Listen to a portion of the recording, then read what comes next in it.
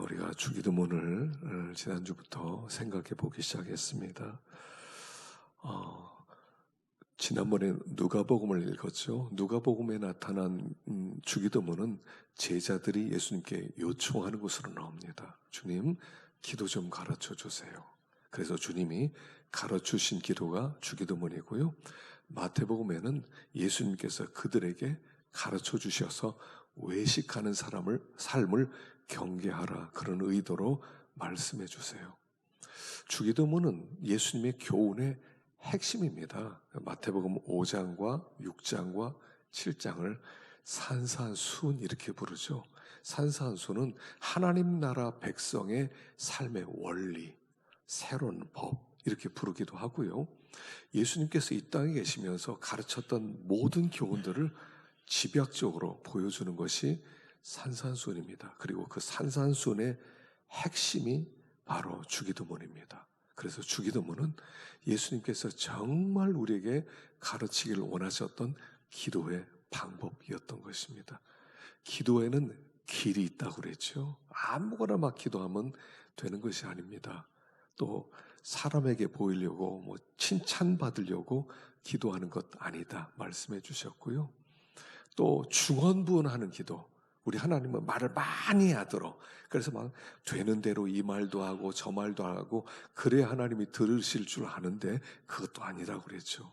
기도하기 전에 하나님 우리를 아신다고 그랬어요. 내 마음에 무엇이 있는지, 어떤 소원이 있는지 이미 알고 우리가 하나님 앞에 나갈 때 하나님이 들어주시는 것이다 그랬습니다. 지난 주간에는 하늘에 계신 우리 아버지여를 배우죠. 어떻게 한 주일 동안 좀 묵상하셨어요? 책임질 하셨습니까? 말씀은 책임질하고 드리는 겁니다. 하나님 우리에게 말씀해 주시고 이번 한 주는 이 말씀을 많이 씹고 오너라. 이 말씀을 통해서 너희들이 이 말씀을 푹 끓여서 곰국 만들어서 너희들이 영양가 충만해서 살찐 상태로 나에게 나와라. 그런 뜻으로 말씀을 드리는 거예요. 이건 공부하는 것도 아니고요. 하나님이 우리에게 주시는 말씀입니다. 그래서 말씀을 자꾸 새김질해야 해야 돼요. 이 율법책을 내 입에서 떠나지 말게 하고 주여 하러 묵상하고 그 가운데 기록된 대로 직경해야 하라. 그리하면 내 길이 평탄해질 것이다. 내가 형통하리다. 그래서 말씀을요 자꾸 새김질 하셔야 돼요. 이제 이번 한 주도 오늘 드리는 말씀을 자꾸 새김질 하세요. 기도할 때마다 자꾸 묵상하세요. 그래서 그 말씀을 내 마음판에 새기고 내 걸로 삼으면 그게 복이 될 것입니다. 하늘에 계신 우리 아버지여 그랬죠. 하늘에 계신, 이게 무슨 뜻이냐면 하늘이라고 하는 것은 하나님은 초월자라고 하는 것이에요. 그냥 우리가 보는 저 공중이 하늘이 아니라 초월자 되신 하나님, 우리와 전혀 다른 하나님. 내 하나님이 하늘이 땅보다 높음 같이 내 길은 너의 길보다 높으며 내 생각은 너의 생각보다 높으니라. 하나님 우리와 전혀 다른 분이라고 그랬어요. 절대 타자, 한 번도 만나본 적이 없는 분. 하나님을 만나는 순간 우리는 놀라게 되는 거예요. 그리고 하늘에 계신 그 하나님, 초월자인 그분을 만나게 될 때 우리는 그분 앞에 엎드려 경배하게 될 것이다 하는 것입니다. 또한 그 하늘은 복의 근원이라고 그랬어요. 그래서 하나님은 복을 주신 분이세요. 여러분, 하나님을 제외하고 복 받을 길은 없어요. 만복은 하나님으로부터 온다는 거예요. 그래서 하늘에 계신 우리 아버지 그럴 때 하나님은 만복의 근원입니다. 하나님이 주시는 복 아니면 우리는 도무지 살 수 없습니다. 우리는 내가 뭔가 행동을 해야 복 받는다고 생각해요. 일 열심히 해야 돼요. 내가 열심히 살아야 돼. 그럼 잘 산다고 생각해요. 바보 같은 생각이라는 거예요. 각양 좋은 은사와 온전한 선물은 위로부터 빛들의 아버지께로부터 내려오는 것이다. 하나님이 복 안 주면 복이 막히는 거예요. 그래서 하늘에 계신 우리 아버지는 모든 복을 주시는 분이시다 그랬죠. 우리 아버지. 하나님은 우리도 하나님 앞에 설 때 기뻐하신다고 그랬어요. 우리라고 하는 것은 뭐라고 그랬죠? 나의 복수예요. 우리 모임은 뭐냐면 나들의 모임이라고 했어요. 나들의 모임. 너도 나고 나도 너예요. 그래서 우리는 하나됨이라고 그랬죠. 너의 아픔이 나의 아픔. 저 사람을 때려보았을 때 내가 아프면 하나고, 저 사람을 때렸는데 내가 안 아파요. 그럼 우리는 둘이에요. 저 사람이 잘 되면 내가 막 너무 기뻐요. 그럼 하나고, 저 사람이 잘 되는데 내가 기분이 나빠요. 그럼 우리는 둘이에요. 그건 우리가 아니라는 거죠. 남이죠. 그래서 우리는 함께 웃고 함께 웃는 공동체고, 그 공동체로 하나님 앞에 나갈 때 하나님이 기뻐 받으신다 그랬어요. 아버지 그랬어요. 아버지.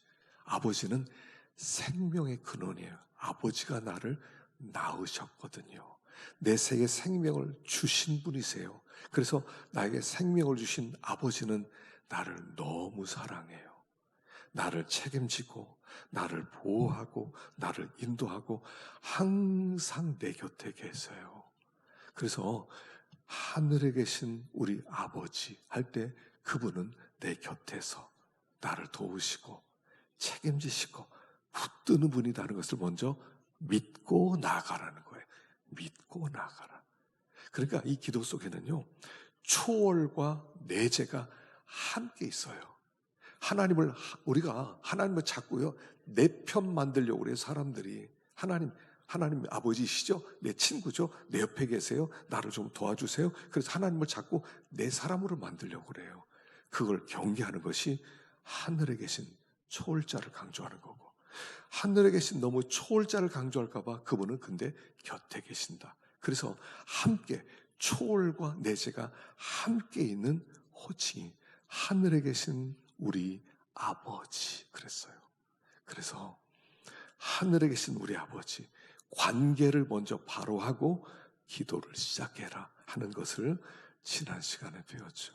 그리고 그 하나님을 아버지라고 부를 수 있는 나는 얼마나 복된 사람이냐는 거예요. 하나님이 내 아버지가 되어서서 나를 책임지고 나를 돌보는 분인데 얼마나 든든하냐는 거죠. 그래서 우리는 세상에서 제일 행복한 사람이 되었다. 이걸 알면 믿음이 있고, 이걸 아직 모르면 믿음이 안 된 거예요. 나는 행복자다. 세상에 나처럼 행복한 사람 있으면 나와봐. 이게 그리스도인들의 고백인 것입니다. 자, 오늘은 이제 하나님 청원 3가지, 인간 청원 3가지 중에 하나님 청원 3가지를 생각해 보겠습니다. 이름이 거룩히 여김을 받으시고 나라의 임하옵시고 뜻이 하늘에서 이룬 것까지 땅에서도 이루어지다.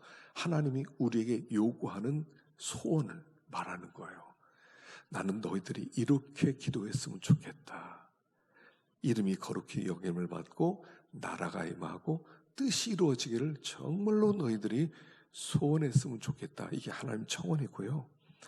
오늘 우리에게 일용할 양식을 주시고 죄진 자를 사하여 주시고 시험에 들지 않게 해주시고, 이건 우리가 꼭 필요하기 때문에 하나님께 올려드리는 청원이고, 그래서 여기 6가지가 이렇게 있습니다. 자, 이름이 거룩히 여김을 받으시오며가 무슨 뜻이냐는 거죠. 하나님의 창조의 목적은요, 우리를 구원하신 목적도 역시 하나님이 거룩히 여김을 받도록 하기 위해서 이 우주 만물을 창조하셨고, 그리고 우리를 구원하셨다 하는 것입니다.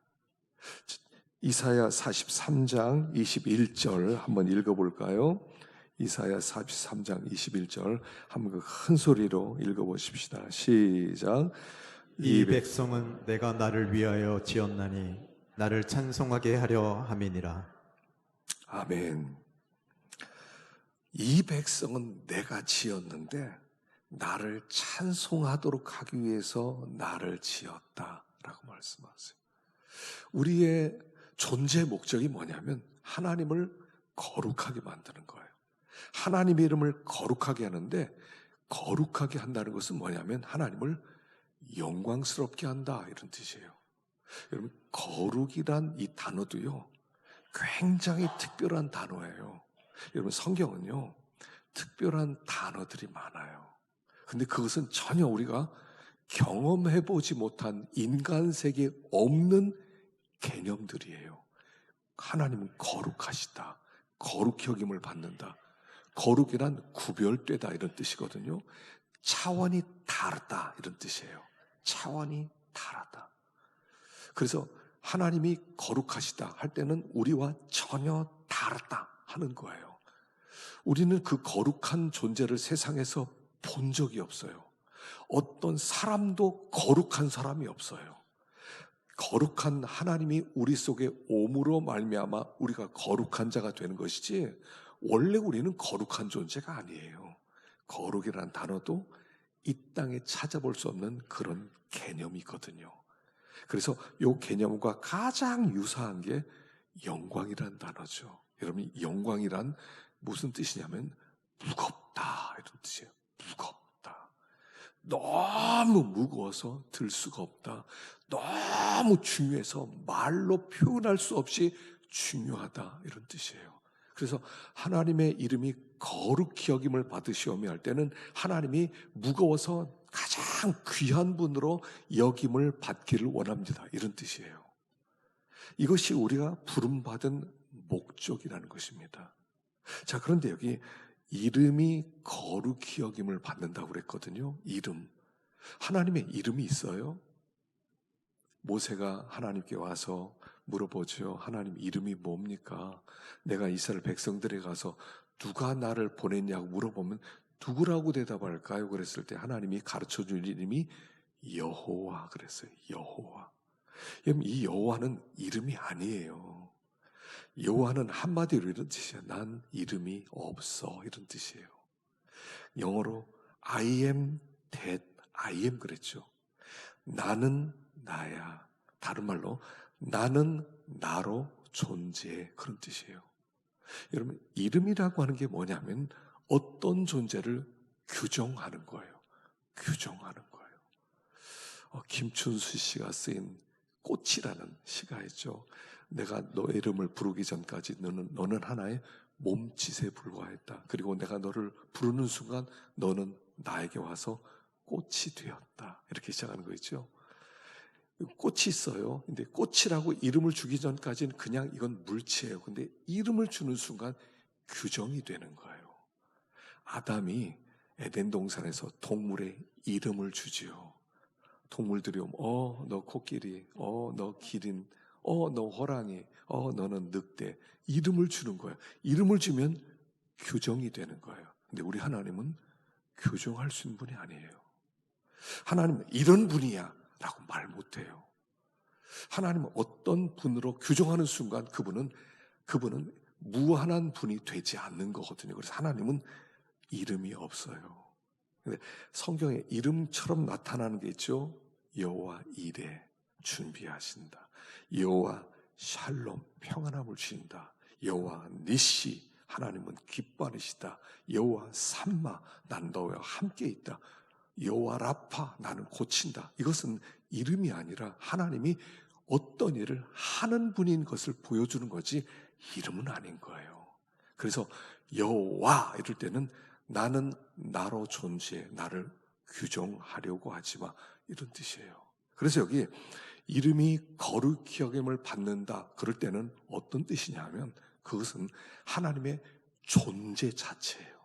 하나님께 무한하심과 하나님의 완전하심과 하나님의 무소부지하심과 하나님의 존재 자체를 그저 이름이라고 이렇게 표현하는 거죠. 그래서 하나님의 이름, 하나님의 존재 자체가 모든 사람에게 무겁게 여김을 받길 원합니다.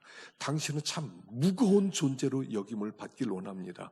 당신은 모든 것의 중심이 되길 원합니다. 이런 뜻이 되는 거예요.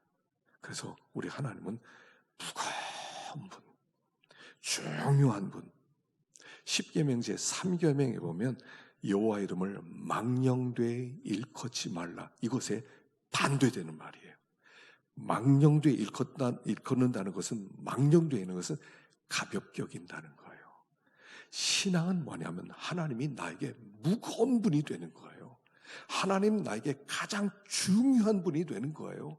하나님보다 이 땅에 더 귀한 분이 없다, 이런 뜻이에요. 근데 망령되이 일컫다는 것은 하나님을 가볍게 생각한다는 거예요. 가볍게, 우습게 여긴다는 거예요. 하나님의 말씀 별거 아닌 말씀으로 듣는다는 거예요. 여러분, 예배 드릴 때 지각하지 마세요.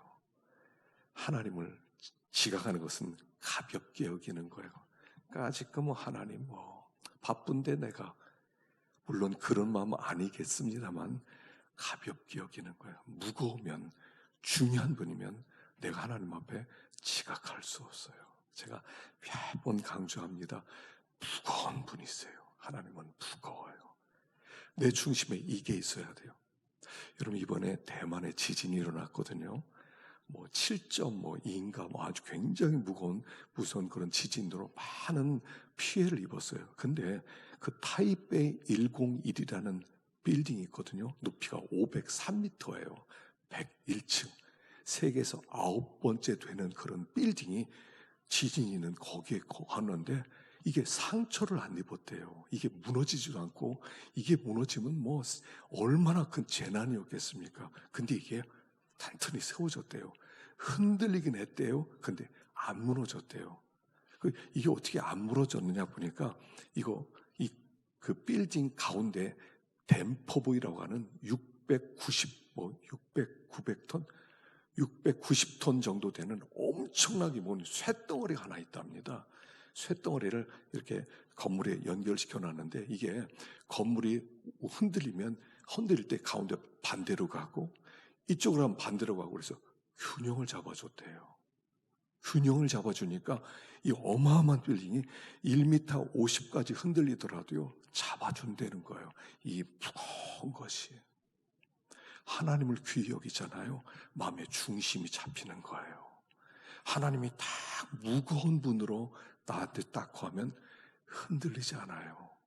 이 세상에 이 사건이 벌어졌다, 저런 사건이 벌어졌다, 하다못해 전쟁이 벌어진다, 하다못해 원자탄이 떨어진다 하더라도 가운데 중요한 무거운 그분이 나를 흔들리지 않게 잡아주는 거예요. 다 흔들리지 않게.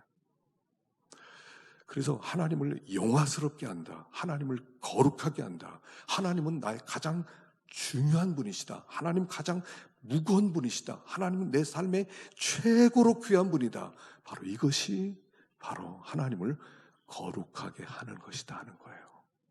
자, 그러면 하나님을 거룩하게 하려면 어떻게 해야 되느냐? 제일 먼저 첫 번째가 뭐냐면 처음 사랑을 회복하셔야 돼요. 처음 사랑. 여러분, 예수를 믿는 사람은요 처음 사랑했습니다. 구원받은 사람은요 처음 사랑했습니다. 여러분, 사도 바울이 언제 처음 사랑을 받았을까요?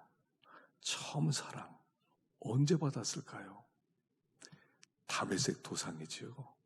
다메섹 도상에서 그날 믿는 사람 잡으러 갔잖아요. 예수 믿는 사람 잡아서 내가 주리를 틀겠다, 그냥 다 쫓아버리고 이 이단자들 내가 다 그냥 두지 않겠다. 그리고 말을 타고 가는데 그 시간이 대낮같이 밝은 낮이었어요. 오정이었어요. 근데 그보다 더 강력한 빛이 비춰지는 거예요. 그래서 그 빛을 보면서 꼬꾸라지는 거예요. 그리고 나서 눈이 어두워졌어요. 이게 처음 사랑이에요. 처음 사랑이란 뭐냐면 주님을 만나는 시간을 얘기하는 거예요. 주님을 만난다는 것은 전혀 한 번도 경험해보지 못했던 빛이 내 안에 들어오는 순간이에요. 자, 우리는 예수를 이렇게 믿습니다. 고린도서 4장 6절 읽어보겠습니다. 시작.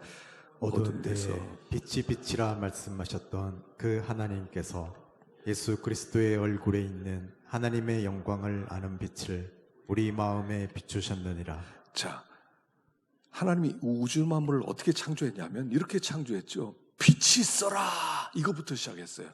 빛이 있어라 그랬더니 빛이 있게 되고 온 땅에 비치기 시작했어요. 이게 천지창조의 시작이요. 이 일이 우리 안에서 일어나는 거예요.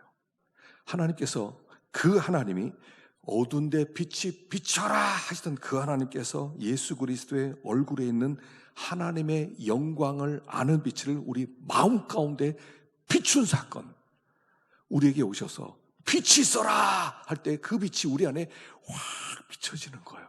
그래서 빛이 비춰지니까 밝아지는 거예요. 하나님을 만나기 전까지는요, 사람은 어둡게 살아갑니다. 인생은 뭐지? 난 어디서부터 왔지? 나 어떻게 살아야 잘 사는 거지? 죽으면 어떻게 되는 거야? 이걸 몰랐어요, 우리는. 근데 빛이 확 비춰지면서 만물이 보이는 거야. 와, 하나님이 세상을 만들었구나. 하나님은 살아계시는구나. 아, 내가 죄인이구나. 나 지옥에 갈 수밖에 없었구나. 근데 하나님이 예수님을 보냈구나. 아, 예수님이 십자가에 죽으시고 부활하셨구나. 아, 그분이 승천하셨구나. 그를 믿으면 구원을 받는구나. 할렐루야. 내가 그분을 믿어야 되겠다. 이 모든 일이 순식간에 일어나는 거예요. 그걸 처음 사랑이라고 부르는 거예요. 어떤 사람은요, 없는 사람도 있어요. 빛이 아직 안 비춰진 사람이 있어요. 어두워요, 아직. 뭐를 위해 살았지 몰라. 아, 그냥 어둡게 그냥 살아가. 그냥 세상에서 열심히 살아가. 그건 아직 방향이 없는 거고요. 빛이 비춰지는 순간 가야 될 길이 쫙 보여줘요. 아, 나는 이렇게 살아야 되는구나. 이게 믿음의 삶이에요. 이게 삶의 방향이에요. 그걸 처음 사랑받았다 그러는 거예요. 이게 구원받은 순간이에요. 모세도 똑같았어요.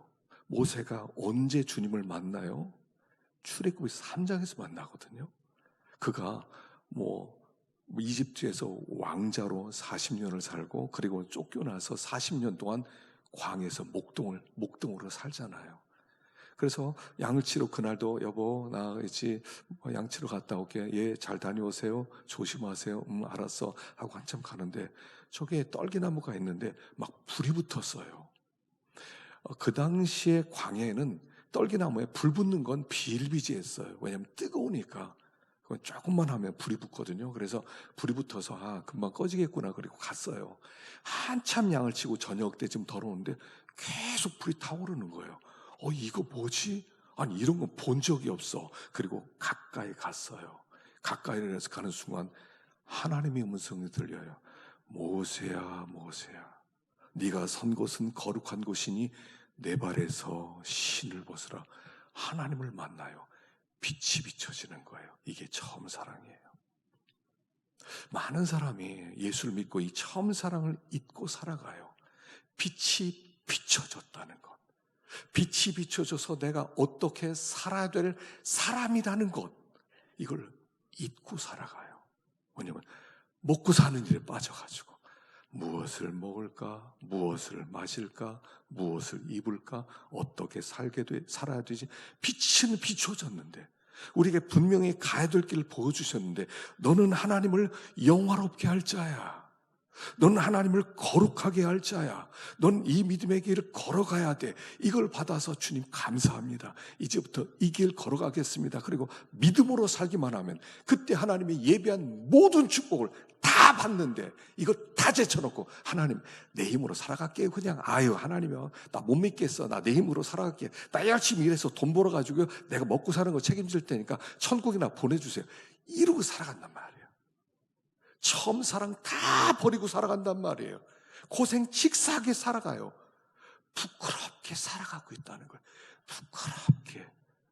그렇게 살면 우리의 삶이 하나님께 영광이 되지 않는다는 거예요. 그래서 이 처음 사랑 때를 기억하고, 아 그렇지, 아 그때 그래야지, 아 내가 그때 은혜 받았지, 아 이 몸 바쳐 주님 드립니다, 내가 그랬지, 내가 이제 다시 그 길 돌아와야지. 그렇게 될 때 우리가 하나님께 영광 돌리는 삶을 살기 시작할 수 있다, 이 얘기예요. 말로만 하나님 영광 돌려라, 영광 돌려, 아 이렇게 되는 게 아니에요. 처음 사랑 받은 사람만, 그 뜨거움 있는 사람만 주님 내 것은 당신의 것입니다. 이제는 다 무엇을 먹든지 마시든지 하나님의 영광을 위해 하겠습니다 라고 고백하는 것, 이게 바로 영광을 위한 삶이다 하는 거예요. 이게 있어요. 처음 사랑. 이 신학적으로는요, 누미노제라고 그래요. 누미노제. 누미노제는 전혀 생소한 것을 만났다 이런 뜻이에요. 주님을 만날 때는요, 전혀 생소한 분을 만나는 거예요. 이런 거하고 똑같아요. 뭐 설명이 될지 모르겠어요. 아이를 기르다 보면요, 아이를 기르면 제가 어렸을 때 아이를 이렇게 기르면서 아이에게 어느 날 막 기어다닐 때 걷지도 못할 때 풍선을 준 적이 있어요. 풍선을 훅 불어가지고 이만해가지고 아이에게 풍선을 주었더니 이 아이가 이걸 보고 당황을 하는 거예요. 이게 뭐지? 그러더니 막 풍선 보고 울기 시작하는 거예요. 풍선 아이가 갖고 놀을 수 있어요. 이렇게 치면 돼. 아이에겐 너무 새로운 거예요. 아이가 울고 막 숨어요. 품 안으로 들어와요. 처음 보았거든요. 처음 보았어요. 바로 이런 경험이에요. 제 친구가 어릴 때 그랬대요. 돌을 맞았어요. 저녁 때 이제 돌잔치를 하는데 사람들이 많이 몰려들겠죠. 이제 저녁이 그래서 이제 아이에게 해피 버스데이 투유 노래를 해주려고 하다가 불을 다 끄게 만들고요, 촛불을 딱 켜고 생일 축하 노래를 불렀더니 이 아이가 이 촛불을 바라보는데 뚫어지게 신비하게 바라보더라는 거예요. 와, 안 그렇겠어요? 맹인인 사람이 그런 것도 있잖아요. 여러분 생명 중에서요, 천연색을 못 봐. 그냥 흑백만 보는 그런 생명이 있어요. 모든 게 흑백이에요. 얼마나 불쌍해요. 그래서 안경을 줍니다. 아주 비싼 안경이 있나 봐요. 그 안경을 끼면 그 생명이 우리가 보는 이 칼라를 볼 수 있는 그 안경이 있나 봐요. 그래서 그 안경을 생일날 가족이 비싼 돈을 들여서 선물했대요. 그 안경을 받는 순간 놀라서 말을 못하더라. 숨이 막, 왜 그러냐? 이렇게 아름다웠어. 처음 봤어. 흑백으로 보다가 칼라를 보니까 이런 체험을 누미노제라고 그래요. 그게 처음 사랑이에요. 그게 구원받는 순간이에요. 와, 숨이 막혀. 하나님의 그 영광스러움, 하나님의 사랑의 풍성하심, 하나님의 능력 있으심, 하나님의 공의로심, 하나님이 이런 분이었어. 와, 숨 막힌다. 그 체험 있으세요? 그게 구원받는 거예요. 구원은 지식을 그냥 예수 믿으면 구원받아요, 천국 가요, 믿는다고 말만 하세요. 여러분, 이런 거 아니에요. 이건 처음 사랑은요, 그냥 뭐라고 표현이 안 되는 체험이에요. 이게 있어야 돼. 숨막힘. 우리 아이들이요, 요즘 중고등부애들 은혜 받아가지고 막 믿음으로 살아가면 너무 좋고, 처음 사랑인 애들이 많더라고요. 너무 좋아요. 은혜 받고 막 가슴 벅차요. 이런 거예요. 요게 있어야 우리가 하나님께 영광 돌리는 그 원동력이 생기는 것이다 하는 거예요. 아직 이런 체험이 없으시면요, 하나님께 구해보세요. 하나님, 저도 이런 체험 좀 주세요. 예수님 정말 처음 만났을 때 강력한 빛이 이렇게 들어와서 전혀 새롭게 어두웠던 마음이 밝아지고, 이 밝아지는 동시에 바울은 어떻게 눈이 멀었어요. 하나님의 세계에 눈이 밝아지면요, 세상에서 눈이 멀어져요. 아담은 세상에서 눈을 뜨는 순간 하나님에 대해서 눈이 멀었지만, 그러나 거꾸로 하나님의 세계에 눈이 열리면 세상의 눈이 닫혀지는 거예요. 이걸 누미노지, 처음 사랑의 체험이다 이렇게 말해요. 그걸 회복해라. 한때 우리가 그 은혜를 받아서 살았는데 그 은혜를 잊고 살았다는 것이죠. 그거 회복해야 하나님께 영광 돌릴 수 있다라고 말씀을 하는 것이에요. 자, 두 번째 마태복음 5장 16절 읽어보겠습니다. 마태복음 5장 16절 시작. 이같이 너희 빛이 사람 앞에 비치게 하여 그들로 너희 착한 행실을 보고 하늘에 계신 너희 아버지께 영광을 돌리게 하라. 여기 착한 행실을 보고 예수님의 빛이 우리 가운데 들어왔어요. 예수님이 들어온 것이죠. 예수님이 들어왔기 때문에 이제 내가 어떻게 바뀌냐면 작은 예수로 바뀌는 거죠. 그렇죠. 착한 행실은 뭐 착하게 산다, 뭐 좋은 일을 한다 이런 뜻이 아니에요. 착한 행실은 뭐냐면 예수님께서 하신 것 같은 행실을 말하는 거예요. 예수님이 하신 것 같은 일. 세상 사람들은요, 그냥 보통 미담이라고 그러죠. 미담, 뭐 좋은 일들, 누가 이렇게 뭐 착각 동사무소에 그 사람이 뭐 성탄절 앞두고 뭐 박스에다 돈을 갖다 10,000원짜리를 잔뜩 놔뒀다. 얼마나 아름다운 착한 행실입니까? 그런데 그런 정도가 아니에요. 여기서 말하는 착한 행실은 예수님이 하셨던 같은 그 일을, 이게 뭐야? 이런 사람도 있어? 아니, 어떻게 이런 일을 할 수 있지? 내 인생에 살다 이런 일을 처음 봤구만. 이게 착한 행실이에요. 예수님이 우리 가운데 빛을 비춰주시고 예수님이 우리 가운데 거하시면 이런 일이 나와요. 사람들이 웬만해서는요, 하나님 인정 안 해요. 세상 사람들이 하나님 인정하시는 것 같으세요? 좀 우리가 착하게 살고 뭐 인정할 것 같아요? 지금 우리 한국 교회가 복지 기금으로 내놓는 것이 국가 예산보다 더 많아요. 몇 조예요. 그래도요, 눈 하나 깜짝 안 해요. 좋은 일 좀 했다고 뭐 사람이 변할 것 같으세요? 하나님 살아계시네요. 이럴 것 같으세요? 천만의 말씀이에요. 이 착한 행실은 예수님이 하신 그 일이에요. 예수님이 하셨던 그런 일을 예수님께서 내 안에 계셔서 하시는 그 일을 통해서 사람들이 하나님께 영광 돌아간다. 우리는 반사체에 불과하다는 거죠. 주님이 우리 안에 오셔서 믿음으로 살게 만들어요. 저는 이 얘기할 때마다 그 한국 유리 지금 한글라스라는 회사가 됐는데 그 창업자였던 최태섭 장로님 이야기 항상 생각나요. 그분이 6.25 전쟁 전에 그 은행에서 돈을 빌려서 사업을 시작했어요. 사업을 잘하고 있는데 6.25 전쟁이 터집니다. 그러니까 대출 받았는데 어떻게 해요? 보통 사람들은 잘 됐다. 대출을 갚을 필요도 없겠네. 다 도망칠 겁니다. 근데 이분은 부랴부랴 사업을 정리했어요. 그리고 돈을 어떻게든 마련해서 대출금을 갚으러 은행을 갔다는 거예요.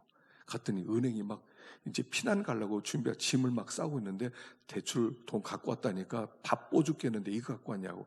당신 돈 안 갚아던데 뭐로 왔냐고 그러더래요. 아니다, 나 이거 갚아야 된다. 그러니까 지금 우리는 바빠서 못 받는다 그러더래요. 옥신각신하다가 할 수 없이 은행 직원이 돈을 받고 영수증을 써줬대요. 그리고 이제 전쟁이 계속 진행됐겠죠. 이제 군인들이 오고 군인들 이제 식사를 해줘야 되는데 반찬을 제공할 납품할 회사가 없더래요.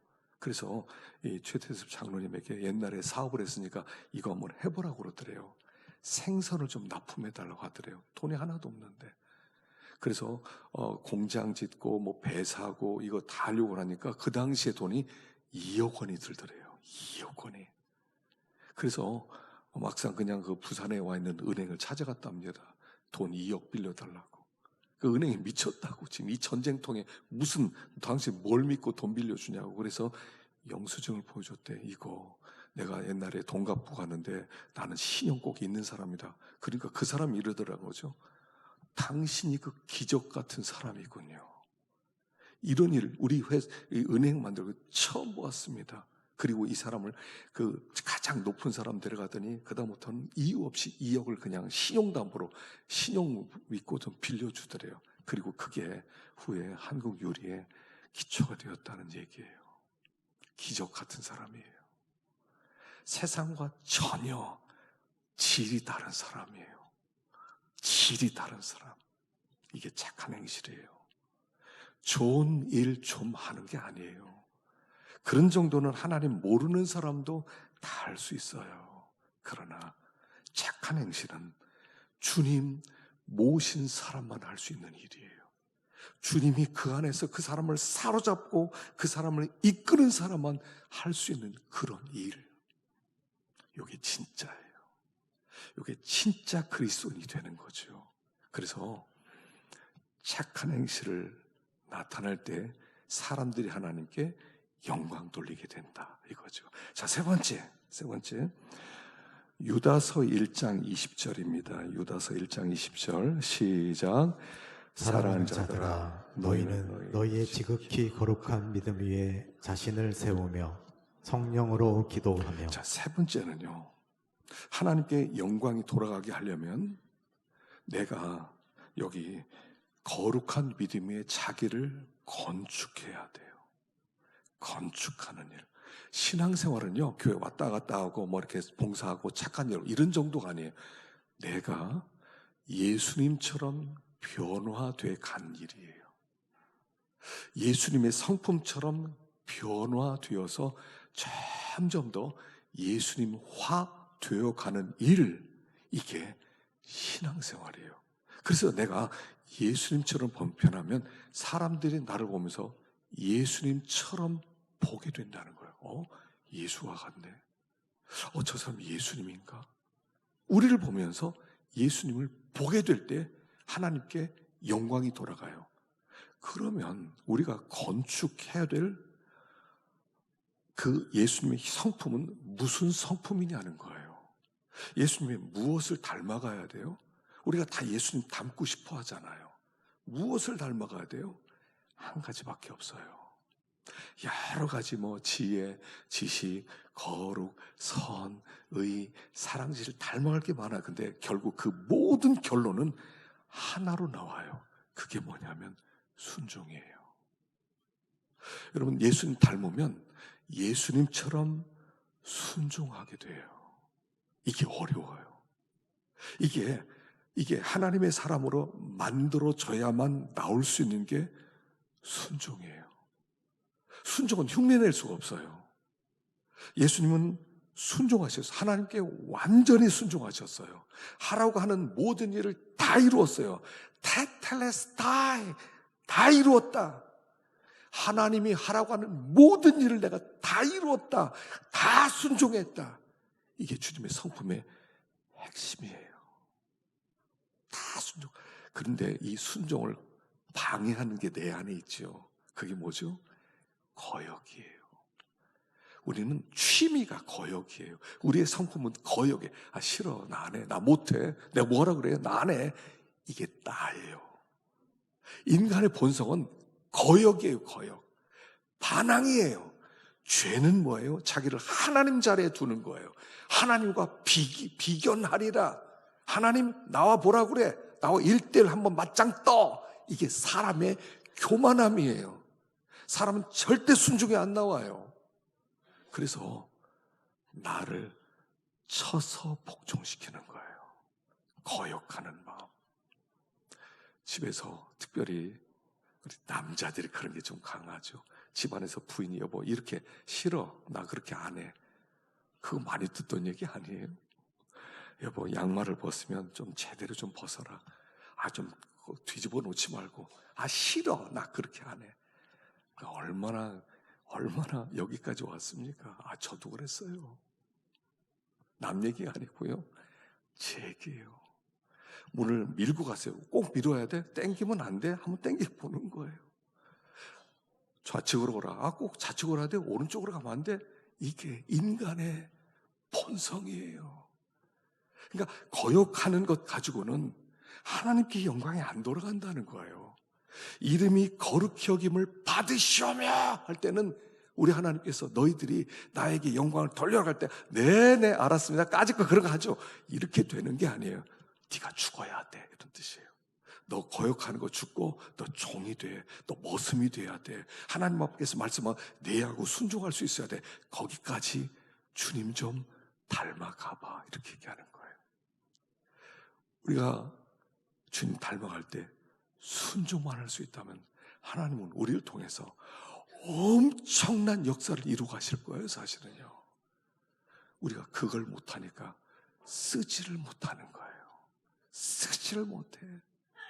그래서 나를 쳐서 복종시킨다고 그러죠. 말 안 듣는 나를요, 여기 쳐서 복종시킨다고 할 때는 펀치로 여기 그 아구를 치는 거예요. 그래서 나를 캐고시키는 거예요. 너를 캐고시켜. 그리고 순종해. 그럼 하나님께 영광이 돌아가. 이런 뜻인 거예요. 나를 쳐서 복종시키고 예수님의 순종을 배워갈 때, 그때 비로소 우리는 하나님께 영광 돌리는 자리에 서게 돼요. 예수님이 그랬잖아요. 예수님이 하나님 앞에 순종했어요. 그분 죽기까지 복종하셨으니 결론이 뭡니까? 하나님이 그를 지극히 높여 순종했더니, 자기를 쳐서 복종시켰더니, 사람들에게 자기를 다 내어주었더니 하나님이 그를 지극히 높여. 그래서 순종의 길은 영화롭게 되는 길이 되는 거예요. 하나님 앞에 무슨 우리가 받을 상이 뭡니까? 우리가 하나님 앞에 받을 상은 이 땅에서 내가 나를 쳐서 하나님을 영화롭게 한 것은 다 내 영광으로 돌려주시는 거예요. 예수님이 가장 밑바닥에서 사람들에게 수염 뽑히고 때리고 가시관 쓰이고 얼마나 욕을 하고 침 뱉었습니까? 그랬는데 하나님 그를 어떻게 만들었어요? 가장 높이시는 거예요. 그래서 모든 사람을 그 앞에 무릎 꿇게 만드는 거예요. 그래서 하나님을 영화롭게 하면 우리가 영화로워지는 거예요. 영원히 하나님 앞에 받을 상급이에요. 그래서 예수님은 십자가는 영광이다 이렇게 얘기했어요. 십자가 무한 영광일세. 요단강을 건넌 후 무한 영광일세. 찬송가가 나오는 거예요. 하나님을 영화롭게 하는 것. 하나님만 높이고 나는 뭐 아무것도 아니고 이런 게 아니라 하나님을 영화롭게 하고 함께 영화로운 일이에요. 아버지여, 때가 이르렀으니 아들을 영화롭게 하사 아들로 아버지를 영화롭게 하옵소서. 나로 하여금 십자가 잘 지게 하셔서 하나님 영광 받으시고 나에게도 그 영광을 주시옵소서. 이런 기도죠. 이게 요한복음 17장 1절의 말씀인 거예요. 사랑하는 성도 여러분, 우리는 행복한 사람이에요. 구원받았어요. 그러나 우리가 가야 될 길은 하나님을 영화롭게 하는 길이에요. 이번 한 주도 하나님을 영화롭게 하는 복된 길 걸어가기를 축원합니다.